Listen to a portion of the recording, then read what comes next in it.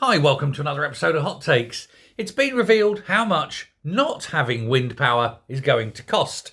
And when I say not having wind power, I don't mean getting rid of it entirely. I mean, no, just how much we have to pay when the wind ain't blowing. £1.26 billion a year is what it's costing British electricity bill payers to pay the owners of windmills because the wind ain't blowing or the wind is blowing too much.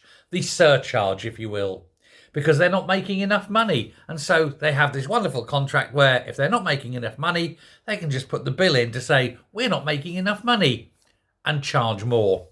And so they've forked out already 650 million this year alone just to pay for wind farms to not generate wind.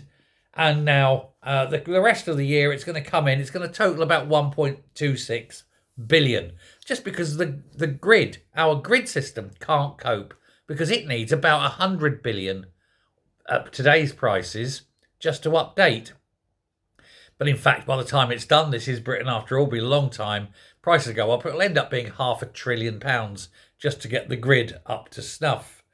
We've already paid this month alone over 100,000 because solar panels are generating too much energy and have to be switched off because the grid can't cope. Deary me, too much wind, not enough wind, too much sun, not enough sun. Do you know, if we actually had just nuclear power, none of this would happen and Miliband could fuck off. Which is better?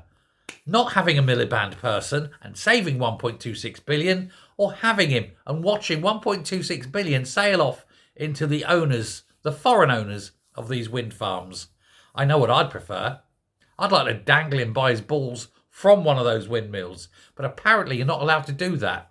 And I think that's a damn shame. Let me know your thoughts. Bye.